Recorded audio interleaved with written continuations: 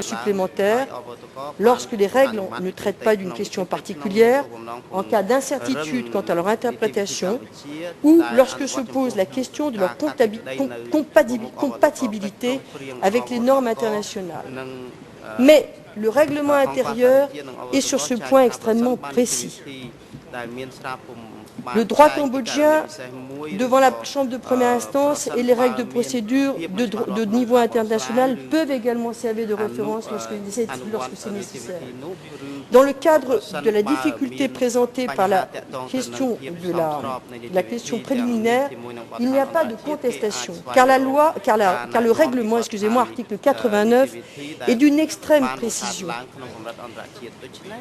Toutes les questions concernant la compétence de la Chambre entrent dans les directives de la règle 89 et sont considérées comme exceptions préliminaires. Or, ces exceptions préliminaires devaient, sous peine d'irrecevabilité, être présentées au plus tard dans les 30 jours suivant la date à laquelle l'ordonnance de renvoi devenait définitive.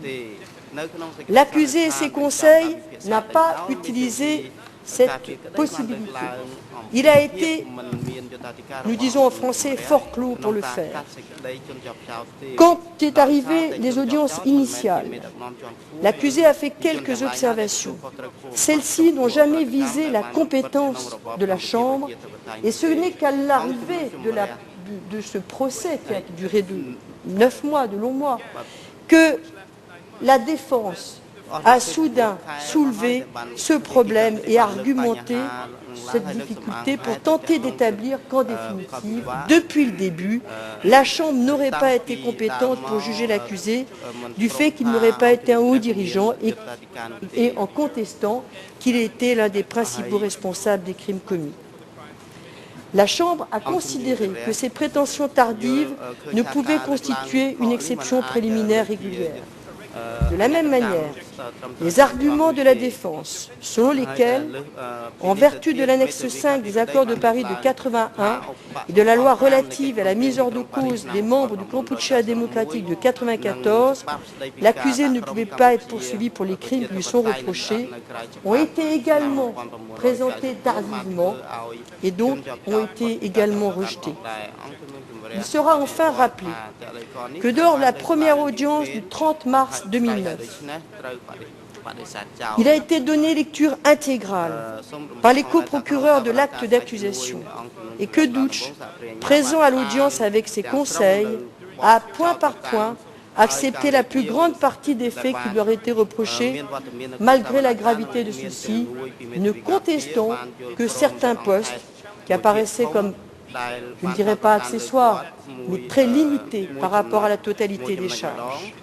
Or, par application de la règle 87 du règlement intérieur, alinéa 6, il est expressément prévu que lorsque les coprocureurs et les accusés conviennent que des faits visés dans l'ordonnance de renvoi ne sont pas contestés, la Chambre peut considérer que ces faits sont prouvés.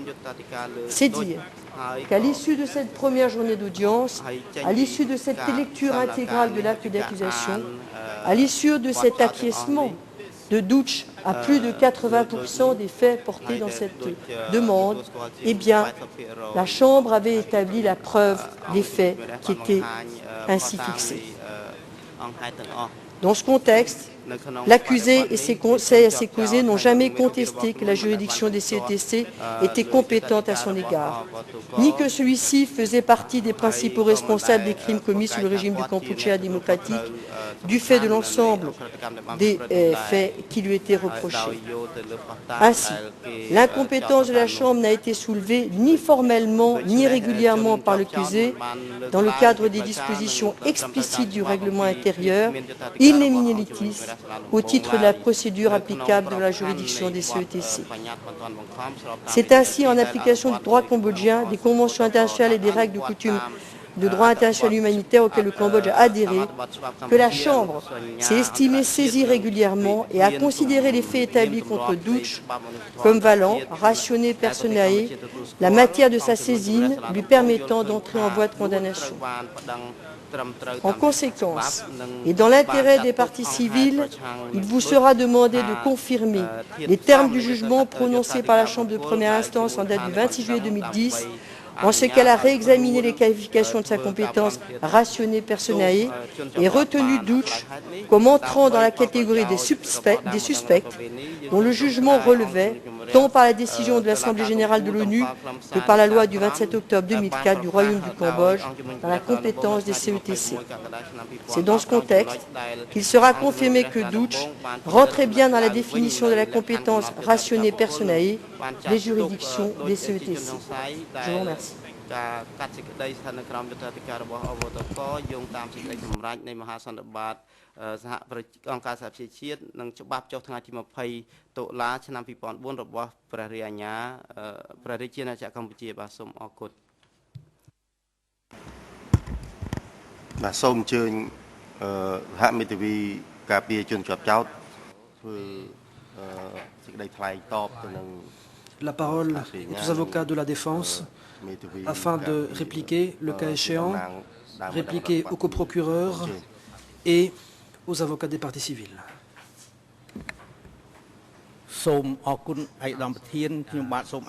Maître Kar Sawut. Merci, Monsieur le Président. Je vais effectivement répondre à ce qu'ont dit les coprocureurs. Premièrement, les coprocureurs ont indiqué que Doik avait reconnu les crimes qu'il avait commis à S21 et qu'une telle reconnaissance de responsabilité montrait que Doik relevait de la compétence rationnée personnelle des CETC. Laissez-moi vous dire que Doik a reconnu les crimes commis à S21 même lorsqu'il a comparu devant le tribunal militaire. Il ne l'a jamais nié. La question qui se pose est la suivante. Qui est l'auteur principal de ces crimes? Il s'agit en réalité de ceux qui étaient investis du pouvoir décisionnel, du pouvoir de donner des ordres, ce qui n'était pas le cas de Doik, lequel recevait les ordres de Son Sen et Nuon Chea.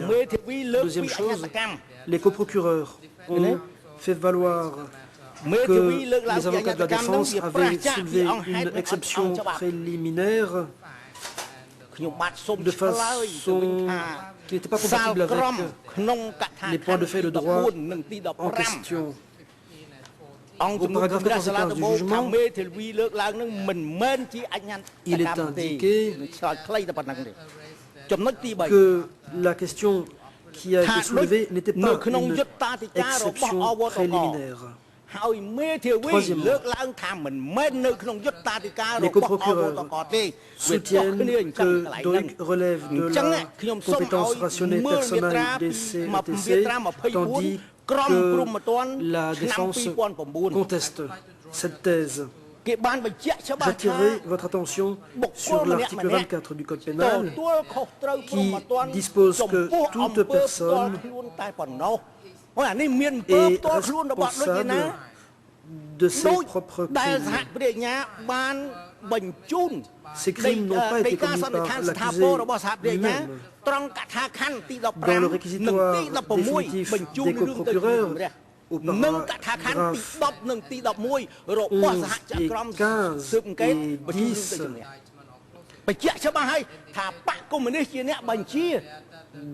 il est indiqué que le PCK avait donné ses ordres et non pas Doik. C'est ce qui figure également dans l'ordonnance de renvoi. Ce sont ceux qui ont donné les ordres qui doivent être tenus responsables des crimes commis. Doik, lui, n'a fait que recevoir ces ordres et donc sa responsabilité n'est pas engagée. Quatrièmement, les coprocureurs soutiennent que les avocats de la défense ont omis de demander la convocation de Nuon Chea pour interrogatoire. J'ai en main un document que Marcel Lemonde, co-juge d'instruction, et Madame Anna Austin, conseillère, ont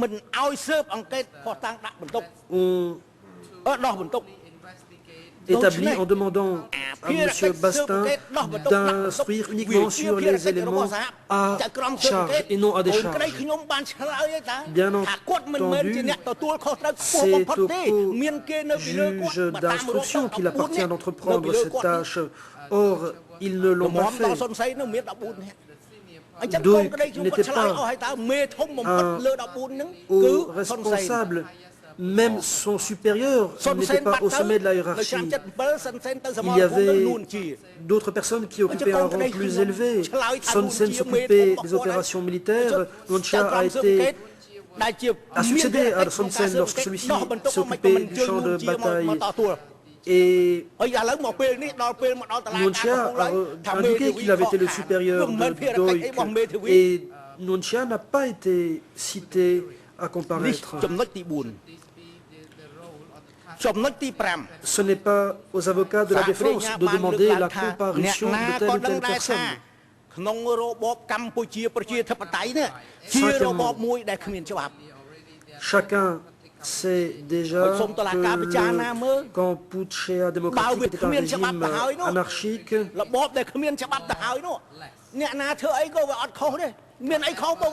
Comme il n'existait pas de loi, un comportement ne pouvait pas être illégal.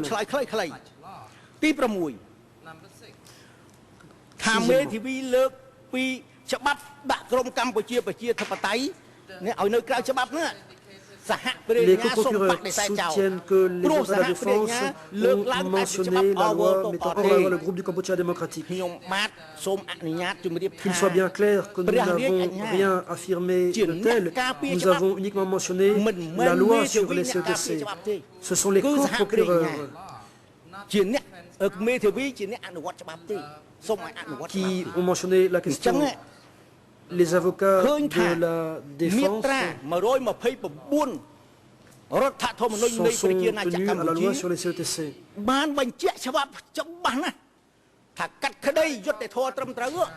L'article 129 de la loi indique que le procès doit se faire dans le respect du droit existant. Et la loi mettant hors la loi le groupe du Kampuchea démocratique est en vigueur. Nous demandons aux coprocureurs de ne pas violer l'article 129 de la Constitution.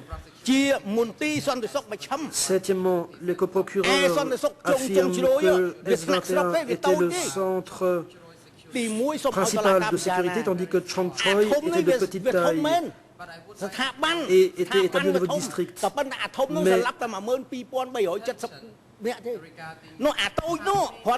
demandons-nous combien de personnes ont été exécutées au centre de sécurité de Chong Choi.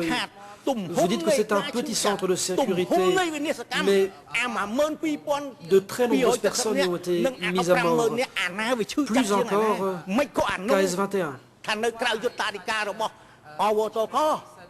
Comment peut-on affirmer qu'un centre de ce type ne doit pas relever de la compétence des CETC, ainsi que le directeur d'un tel centre? Une personne commettant un crime est tenue responsable, c'est ce qu'on lit dans la loi. Il y a l'élément moral et l'élément matériel.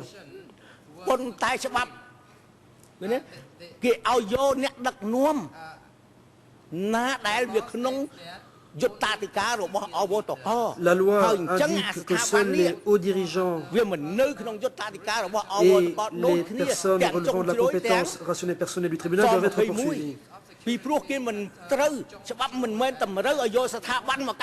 Les directeurs des centres de sécurité de Chong Choi et de S21 ne devraient donc pas être poursuivis, vu la compétence rationnelle personnelle des CETC. Huitièmement, les coprocureurs font valoir que les avocats de la défense avaient affirmé lors du procès qu'ils ne contestaient pas la compétence des CETC. Que les choses soient bien claires. Nous ne contestons pas la compétence des CETC. Je le dis haut et fort, les CETC ont compétence pour traduire en justice les hauts dirigeants et les principaux responsables des crimes commis sous le régime du Kampuchea démocratique. Ce que nous soutenons, par contre, c'est que nous contestons les méthodes employées par les co-procureurs afin de dépeindre Doik comme étant un des principaux responsables des crimes commis, et ce dans le cadre du procès en première instance. Neuvièmement, les co-procureurs ont fait valoir que l'article 40 du Code pénal leur donnait des droits et qu'ils doivent pouvoir exercer ces droits. Je ne le nie pas, bien entendu, mais ici, l'article 5, alinéa 3 et l'article 6, alinéa 3 de l'accord sur les CTC, ces articles définissent la portée de l'instruction.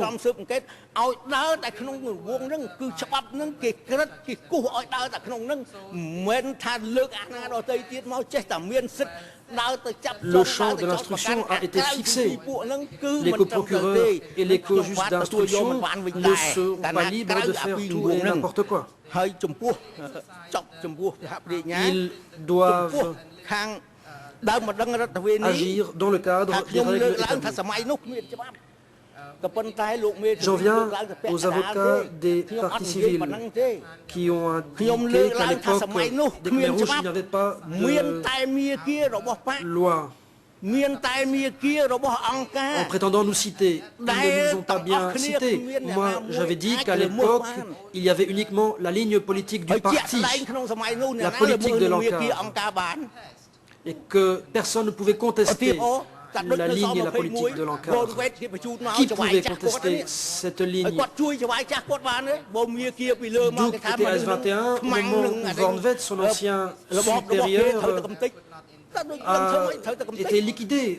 Doik lui-même ne pouvait plus intervenir car le régime avait décidé qu'il fallait se débarrasser de Vornvet. Chacun devait s'en tenir à la ligne du parti. J'en ai terminé. Je donnerai la parole à mon Maître Kong Reterre. Merci, Monsieur le Président, de m'avoir donné la parole pour compléter ce qu'a déjà dit mon confrère.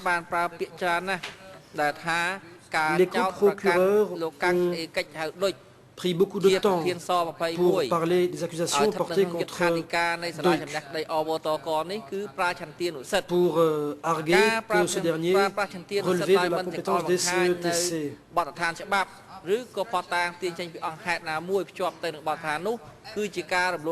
La Chambre ne peut exercer leur liberté d'appréciation sans égard pour les règles. C'est une violation de l'article 13 de la Convention de Genève du 12 août 1949 qui et le pacte sur les droits civils et politiques en matière de garantie de procédure.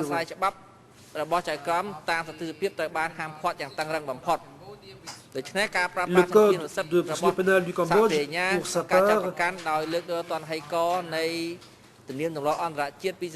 interdit de procéder par analogie pour interpréter les normes de droit. Toute application, tout recours à la jurisprudence dans un tribunal international est donc inapproprié.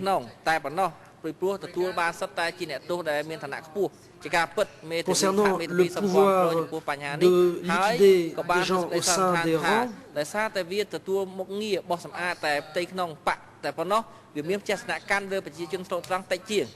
la fonction des liquidations au sein même du parti eh bien, cela veut dire que seuls membres du parti sont touchés et qu'il n'y a pas d'autres victimes. La tâche de S21 était de liquider les ennemis de l'État.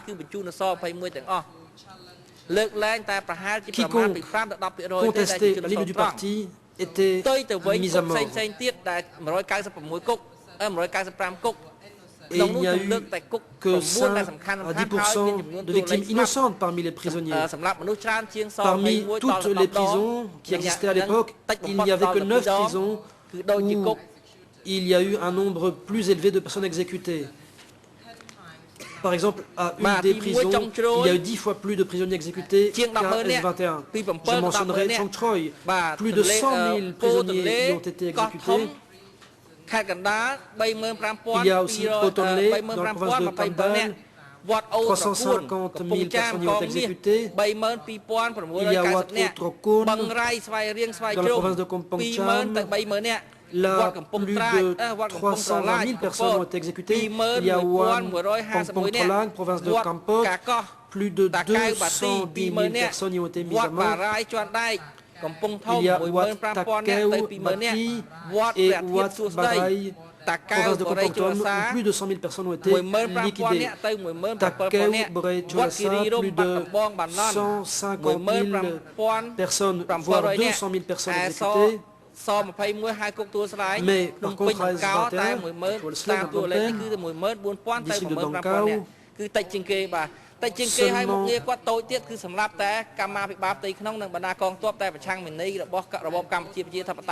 beaucoup moins, le nombre de victimes a été beaucoup moins élevé. Et les victimes étaient dans la grande majorité des soldats perçus comme des ennemis de l'État. Il y a eu surtout 2 catégories de personnes exécutées. Les ennemis de l'encart et les ennemis de classe. Autrement dit, des civils qui étaient considérés comme des ennemis. C'était d'anciens fonctionnaires, c'était des capitalistes, des féodaux. Et c'était en particulier les gens du 17 avril, comme on les appelait.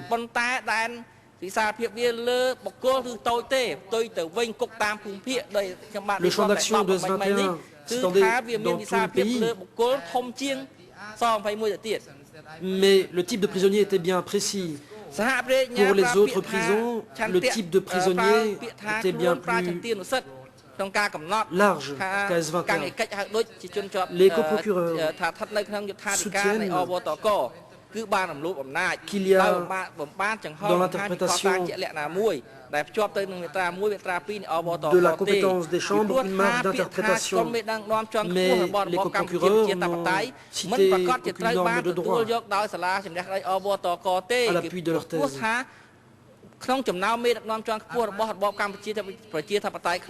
Parmi les nombreux hauts dirigeants des Khmer Rouges, certains n'ont pas été impliqués dans les crimes commis, et cela se retrouve dans le préambule du rapport présenté à l'Assemblée générale de l'ONU. Seuls ceux qui avaient commis des crimes et en étaient responsables ont été considérés comme des hauts dirigeants. បានប្រកាសកម្មទៀតទើបគេចាត់ទុកថាជាក្រុមមេដឹកនាំជាក្រុមអ្នកទទួលខុសត្រូវខ្ពស់បំផុតចំពោះអកតកម្មនេះជាការកំណត់យមន័យខុសរបស់សាប្រញ្ញាជាដើមហេតុធ្វើឲ្យការដាក់ផុសតាងមិនបានសមរម្យល្អទៅដល់អង្គជំនុំជម្រះឲ្យអង្គជំនុំជម្រះមានការព័ន្ធច្រឡំលើយុត្ថាធិការទី2ទៀតភារកិច្ចនៃការពិនិត្យលើដានយុត្ថាធិការរបស់អង្គជំនុំជម្រះអបតកមិនមែនពឹងផ្អែកតែទៅលើសេចក្តីសន្និដ្ឋានរបស់សហមេធាវីទេគឺសហប្រញ្ញានិងអង្គជំនុំជម្រះគឺក្រុមប្រឹក្សាជំនុំជម្រះត្រូវពិនិត្យឲ្យខ្លួនឯងផងដែរទាំងយុត្ថាធិការលើបទល្មើសនិងទាំងយុត្ថាធិការ on ne peut s'appuyer uniquement sur les éléments de preuve produits par les coprocureurs. មិនចាំបាច់ទាមទារឲ្យសហមេធាវីលើកឡើងទេគឺខ្លួនឯងជាអ្នកពិនិត្យតែម្ដង តើក្រុមប្រភេទណាខ្លះតែជាក្រុមជនសង្ស័យត្រូវបានចាត់ប្រកាសនិងក្រុមណាដែលមិនគួរចាត់ប្រកាសហើយការលើកឡើងរបស់សហមេធាវីថាជាការលើកឡើងយឺតពេលគឺជារឿងមិនអាចទទួលយកបានទេសូមទាត់ចោលពីព្រោះថាការលើកឡើងរបស់សេចក្តីសន្និដ្ឋានរបស់សហមេធាវីការពារជនជាប់ចោតគឺកំណត់តាមនីតិវិធីគឺឲ្យលើកឡើងក្រោយគេអស់ contre les affirmations des procureurs. ពេលនោះផោះតាងបានលេចឡើងដែរផោះតាងដោះបន្ទុកនៅលើយុទ្ធនាការដាក់បុគ្គលបានលេចឡើងនៅពេលនោះដូចគាត់មានសិទ្ធិសន្និដ្ឋាននៅពេលនោះដែរដូច្នេះវាមិនមែនជាការលើកឡើងយឺតពេលទេសេចក្តីសន្និដ្ឋានរបស់មេធាវីពឹងផ្អែកទាំងស្រុងទៅលើរាល់ផោះតាងទាំងអស់តាមមាត្រាតាមវិធាន87នៃវិធានផ្ទៃក្នុងរបស់អវតក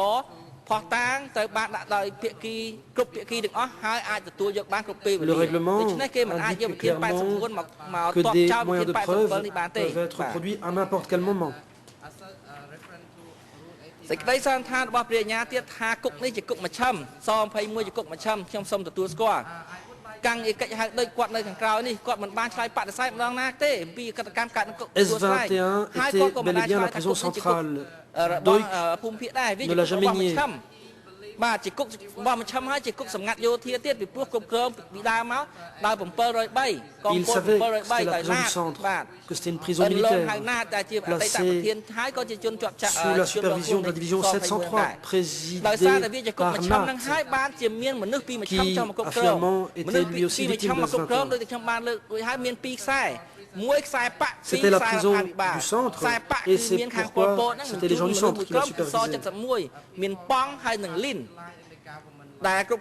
Il y avait des gens du parti et du gouvernement, notamment Pong et Lin, qui supervisaient notre prison à Wat Botum. Et c'était à Wat Botum qu'étaient emprisonnés et exécutés ceux qui avaient contesté personnellement Pol Pot. Il y avait également Pong et des membres du comité permanent. C'était des gens du parti. Il y avait des membres du gouvernement, des gens du comité militaire central. Il y a déjà des informations sur dans le dossier. Il y a eu aussi des membres de l'état-major de l'armée, présidés par Sansen. Il y avait là beaucoup de divisions, des commandants de division, y compris Mahmoud, Soumet et d'autres. Sonsen contrôlait directement cette prison. Lorsque Nuon Chea a succédé à Sonsen, Nuon Chea a exercé le contrôle sur S21. Les co-procureurs ont raison à 50% lorsqu'ils disent que S21 était une prison militaire du centre.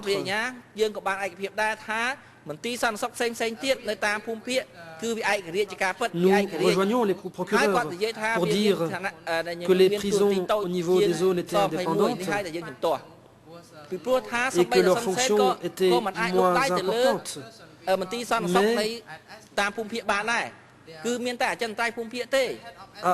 S21, le directeur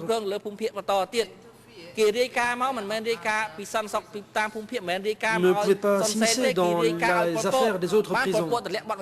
Lorsque des rapports étaient faits par les prisons des zones, ils étaient envoyés directement à Pol Pot, sans passer par S21. C'est pour cela que Pol Pot décidait des arrestations effectuées et en chargeait Sonsen.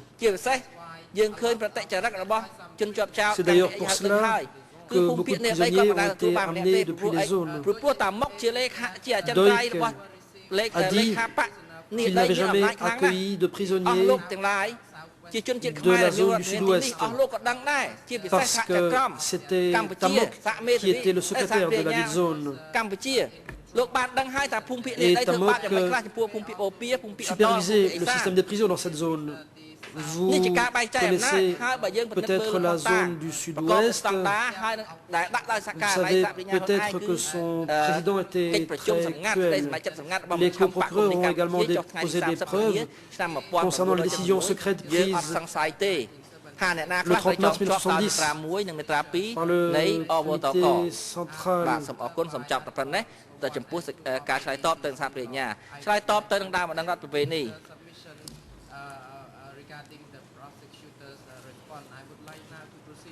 À présent, je voudrais répondre aux avocats des parties civiles.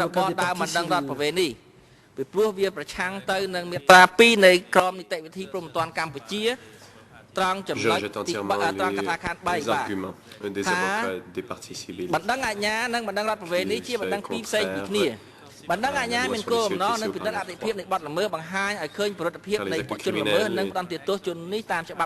C'est-à-dire qu'il s'agit de déclarer la culpabilité le premier culpabilité d'accusé, alors qu'un recours en civil vise à identifier le préjudice causé et la réparation proportionnelle à ce préjudice. On peut, en fait, les parties civiles cherchent à obtenir réparation. Leurs arguments, je les rejette. Seuls les coprocureurs peuvent présenter des arguments sur l'aspect criminel pénal, c'est-à-dire de ce dossier. Donc, on ne peut pas laisser... je rejette les arguments des parties civiles sur la juridiction, la compétence relationnelle personnelle. Le président. L'heure est propice à l'ajournement.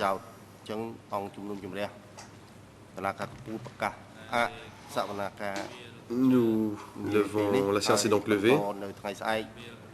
Nous reprendrons les audiences demain matin, le 29 mars à 9 h du matin.